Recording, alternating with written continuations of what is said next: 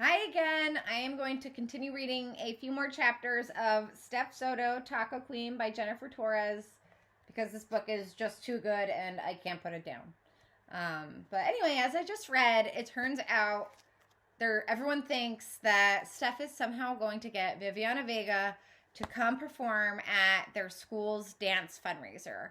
And Stef is feeling a little torn because she doesn't know what to do. She's like, do I actually try to figure out some miracle plan where Viviana Vega will actually maybe come perform? Or do I just tell everyone the truth that she's not coming?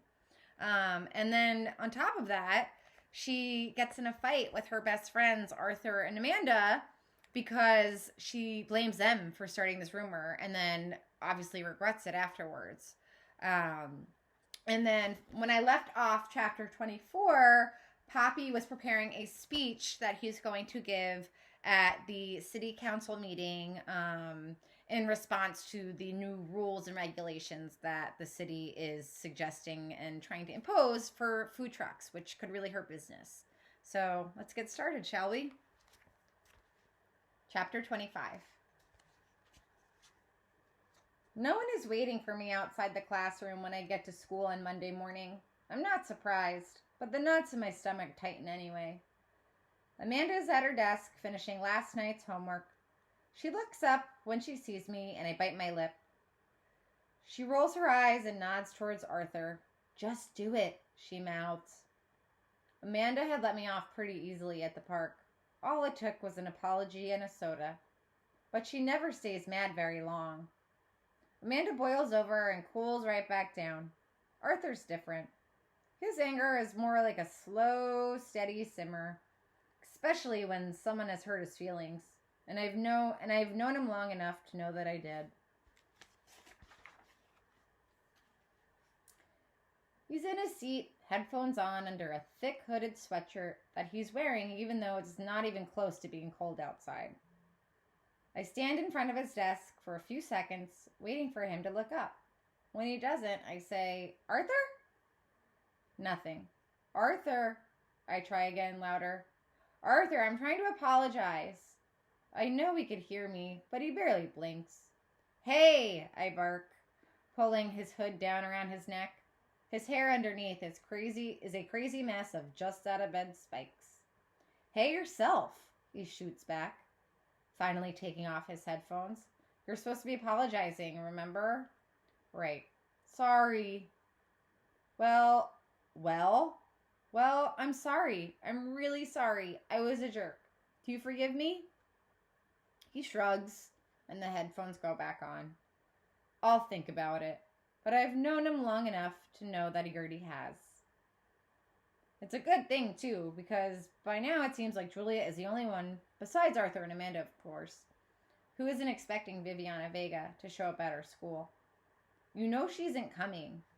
Julia is seething on the way into the art studio for our dance planning session after school. Why do you keep pretending that she is? Well, she won't if we don't even try, I answer, but I know I have to think of something fast. And I'm counting on my friends for help. Julia blinks. Whatever. She pulls a binder labeled Dance out of her backpack and finds our master checklist. Almost every box is ticked. Amanda and her team have folded hundreds of paper stars and strung them together in long, shiny garlands.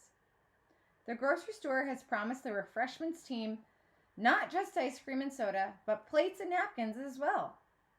Arthur has turned his playlist over to Mr. Salazar for approval, and Maddie has sent invitations to all the middle schools nearby.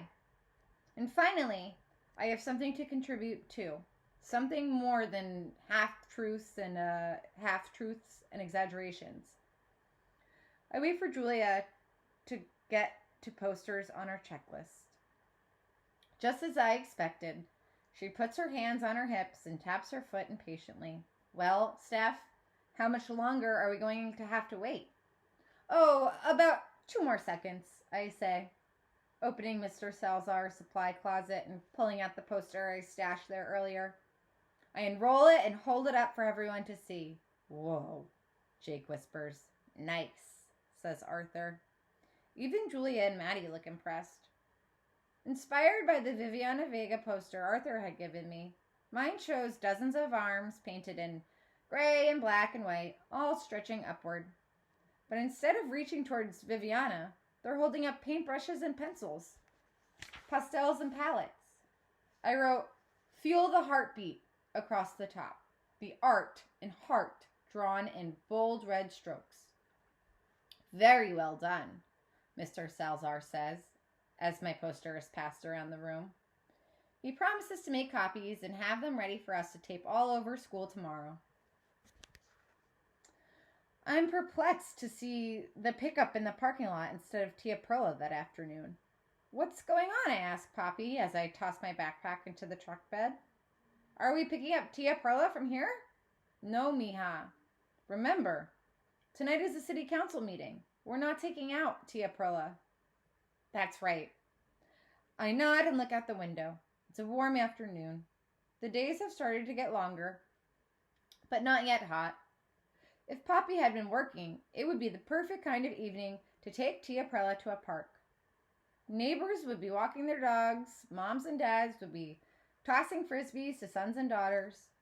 Soccer teams would be dribbling their balls around orange cones. They would all see Tia Perla and realize they were craving tacos. I had even come up with a name for this kind of evening: taco weather. It was a code phrase between Poppy and me. "Looks like taco weather," one of us would say, and both of us knew it would be a busy, beautiful night. I don't mention it today, though. Both of us have more serious things on our minds. "Mommy took the night off," Poppy tells me, "and you could stay home with her if you want. I know you have a lot of work to do. But I had hoped, well, I thought we might all go to the meeting together." I imagine myself sitting in an uncomfortable chair in a crowded room while a bunch of food truck drivers talk to a bunch of men and women in suits about a bunch of rules that don't have anything to do with me. "What for?" "Well, mija, I know what I wanted to say, but it's really important that I say it right. No mistakes. The other drivers are counting on me, and we're all counting on one another. And I think the city council will understand much better what I'm trying to say if you say it. Will you come with me and read my speech?"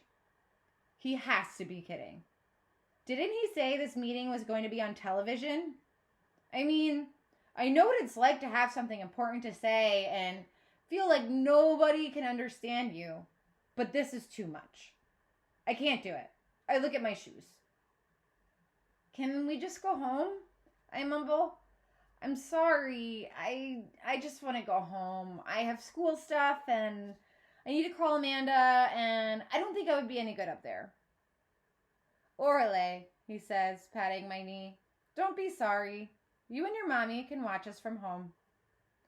Mommy meets us at the door and hustles us into the kitchen, where dinner is already prepared. "Siéntense and eat up," she says. "We need to get out of here quickly if we want to find 3 seats together." I cringe, and Poppy intervenes. "Maybe it would be better if you and Estefania stay home after all," he says. "She's a lot of studying to do." Mommy looks at me, then back at Poppy, and seems uncertain. "Well, you need to eat anyway," she says. "Sit down." Poppy serves himself 2 enchiladas dripping with red sauce. But once they're on his plate, he only picks at them. He pulls his note cards out of his pocket, and I watch his lips move softly as he reads his speech to himself. Meanwhile, Mommy paces the kitchen, carrying a glass of water from the counter to the table, and then back to the counter again. She says over and over to Poppy, to me, to herself, I'm not sure. She says, "I'm going to be fine. Just wait. It's going to be fine." She's not eating either, and I don't have much of an appetite myself. "Can I be excused?" Without waiting for an answer, I grab the cordless phone off its cradle and take it to my bedroom. As I dial Amanda's house, I hear Mommy kiss Poppy's forehead and wish him luck. The front door closes behind him, and he drives off for the meeting. Amanda picks up on the 3rd ring. We talk about the essays we have to turn in to Miss Barlow and the mystery smell in Mrs. Serro's room before I get down to business. I still don't know what to do about Viviana Vega. Have you thought of anything? You mean besides the truth? She asks. Ha ha. Well, what about an impersonator then? Know any? Can't you pull it off? I hear footsteps in the hallway and then a knock at my bedroom door. Estefania, Mommy says through the crack. The meeting has started. I tell Amanda I have to go, then join Mommy on the living room sofa. Chapter 27. On the screen, I see 3 men and 2 women sitting in leather swivel chairs behind a massive table. Each is wearing a suit jacket and each has been poured a tall glass of water. Facing the table is a wooden podium, and behind that are rows and rows of folding chairs. Every seat is filled. I can't see any of the faces in the audience, only the backs of their heads. Knowing that Poppy is in one of those chairs, that sometime tonight he'll get up and speak at that podium, sets a million butterflies aflutter in my stomach. Mommy takes my hand. The woman at the center of the table, wearing an ivory blazer and peering down through reading glasses, lightly taps her gavel. Let's move on to agenda item 4, proposed regulations for mobile food vendors. The man sitting next to her clears his throat. Mayor Bernhard, I am presenting these proposals at the request of some concerned citizens who are worried about health and safety risks associated with the growing number of food trucks in our community. I'd like to open this up to a public debate. Mayor Bernhard looks out into the audience. Looks like we might have some public comment. A line forms at the podium, long and wriggly. A woman with short brown hair and a long, gauzy scarf goes first. She bends the microphone so it's closer to her mouth, takes a quick look behind her, and speaks. Her family owns a diner in town, she says. It has been in her family for decades. But now, all the food trucks parked nearby are stealing her customers. It's not fair, she complains. Trucks don't have to pay for bathrooms or buildings, carpets or air conditioning. Please pass these regulations to level the playing field again. The men and women at the table take notes. Some of their heads nod. I look at Mommy, and she's biting her lip. We scoot closer together on the couch. Next at the podium is a man in a blue striped shirt with rolled up sleeves. He says he lives near a park where taco trucks come every weekend. Some of these things are so old and unsightly, you just have to wonder about cleanliness, you know? And what about air pollution? What about the noise? What if a truck were to hit one of the kids? A few people in the audience clap. The man in the striped shirt goes back to his seat, and a man in a green sweater takes his place at the podium. He tells the city council he owns a bakery and coffee shop. His wife, he says, got sick after eating at a taco truck not too long ago. If that happened at my shop, the health inspectors would be all over me. These trucks need to abide by the same rules as the rest of us. He pounds the podium with his fist. It makes a dull thud, the same sound as my heart falling when I think about where this meeting is headed. I have my complaints about Tia Perla, but I can't bear listening to these strangers anymore. It feels like they're picking on a friend, and suddenly I can't believe I'm not there to stick up for her. Mommy, we have to go, I say, jumping off the couch. Mija, I know it's hard to watch right now, but let's see what happens. Your papi hasn't even had his turn yet. I'm already in my bedroom, pulling my shoes back on. No, Mommy, I mean, let's go, I called to her. We should be there, with Papi. I'm back in the living room seconds later. Mommy stares at me, momentarily shocked. Then she looks at the television and at her keys on the coffee table. Orale. Chapter 28. Mommy drops me off in front of the city hall steps. I scramble up, 2 at a time, while she finds a place to park. On the frantic ride over, I had come up with a plan. Find Papi and read his speech, just like he had asked. But when I open the doors, I realize it's impossible. I have to tap on shoulders, excuse me, and squeeze between elbows. Sorry, can I get by? Just to shove my way inside. I search the crowd for familiar faces.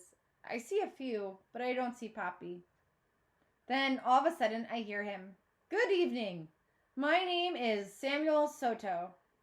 Somehow, his voice through the microphone sounds thinner and smaller than it does in our kitchen. I thank you for your time tonight.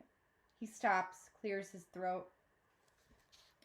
5 years ago, I bought my food truck. It isn't much, but it is my dream. My family's American dream. I have to get to the podium. I step on toes, I jostle handbags, I almost fall into someone's lap as I scramble to the front of the room. Poppy continues. My wife and I, we came to this country prepared to work hard because we believed the promise that if we worked hard, we could build a new life, support a family. By now, I'm close enough to see him. He shuffles his note cards, looks up at the city council, then back at his hands. And it's true, he nods. We have sweat and we have saved. With hard work, we have built a life we could be proud of. But if you pass these new rules, all that work will go to waste.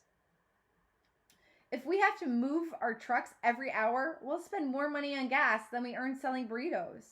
And when it comes to public restrooms, well, doesn't it make more sense for me to park where I could find customers rather than where I can find a toilet? A couple of the council members chuckle. Poppy looks up and smiles. He seems steadier now, the version of himself that confidently commands Tia Perla's kitchen. My friends and I pay taxes, he goes on. Some of us have even hired employees. What happens to those jobs if we go out of business? His voice drops again. Now, as for me and my family, our little truck will never make us rich. But I am happy just to raise my daughter and give her an education. Give her better chances than I had, so maybe she won't have to work so very hard. He shrugs and tucks the note cards into his shirt pocket. That's all. We don't want special treatment. Just a fair chance. Finally, I'm standing right behind him. He hears me and turns around. ¿Qué paso? He whispers. I wave at him to keep going. He turns back to the city council and hurriedly finishes. Once again, thank you for your time. The mayor lifts her gavel. Hearing no further comment, I call for a vote. All those in favor... Wait! Is that really my voice? Still echoing in my ears, it sounds like someone else's. I have no idea what I'm doing, but I can't let this vote happen. Not yet. The mayor has her gavel raised. Yes? I look over my shoulder where rows and rows of people are quietly and curiously staring at me. I gulp. Young lady, is there something I can do for you? We really need to move on. I swallow. Yes, please. If it's not too late, there's something I would like to say. I hear sighs behind me. One of the men at the table looks at his watch. Mayor Barnhart sets down her gavel.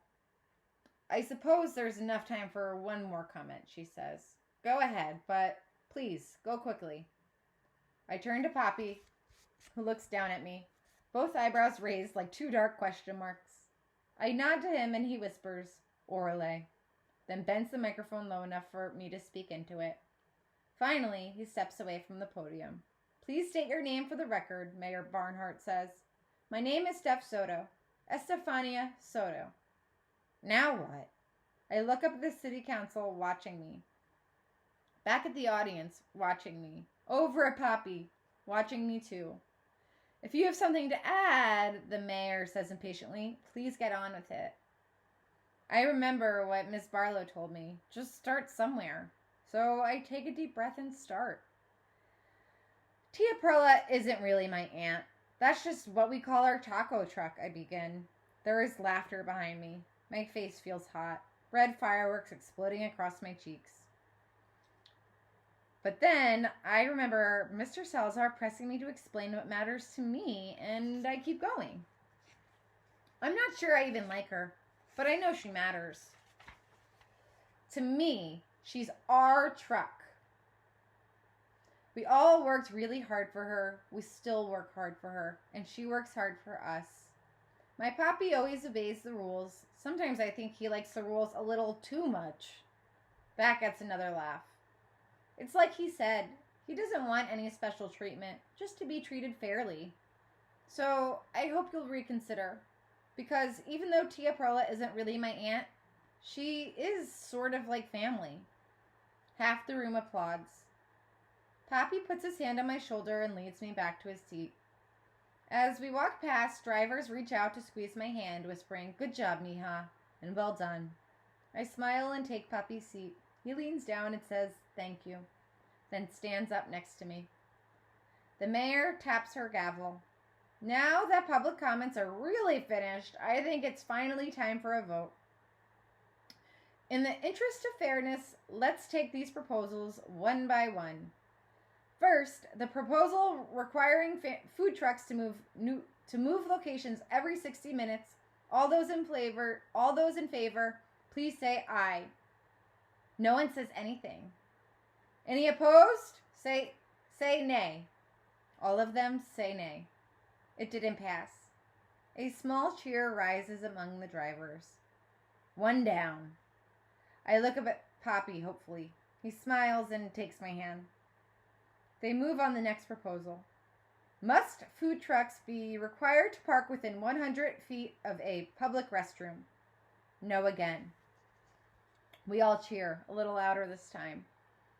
And finally, says the mayor, the proposal requiring mobile vending permits to be renewed annually instead of every 5 years, and to be granted based in part on vehicle appearance.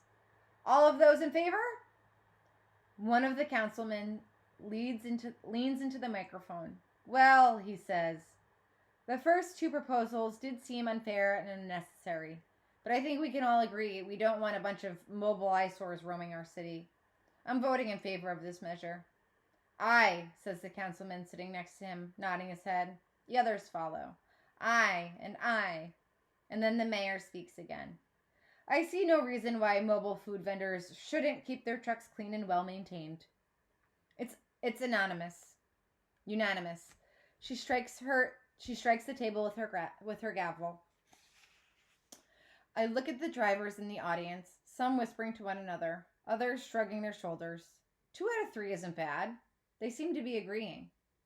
I tug at Papi's shirt sleeve, wanting to congratulate him. He looks down at me and smiles, but keeps his arms folded across his chest. After Mayor Barnhart hammers down her gavel one last time to close the meeting, the audience really erupts, cheering and shaking hands. I jump out of my seat, too, swept up in the excitement. As Papi and I walk out together, we spot Mommy waiting at the back of the room for us, clapping and smiling. She tussles my hair and, kissing my forehead, says, "Mija, I am so proud of you. You did it." The other drivers are planning to meet up at the commissary to celebrate. I tell Mommy to go on ahead, that I want to ride with Papi. "You could ride with me, Estefania," he says, "but I don't think we'll go to the commissary. Let's just go home. It's been a long night." His voice is tired and quiet again, and I can't understand it. Haven't we just won? Aren't we happy? Isn't this exactly what we wanted? I study his face for clues, but don't find any. "Okay," I say. "Let's go home then." And that is the end of chapter 28. All right, well, I don't know about you, but I'm kind of relieved that not all of those regulations were passed.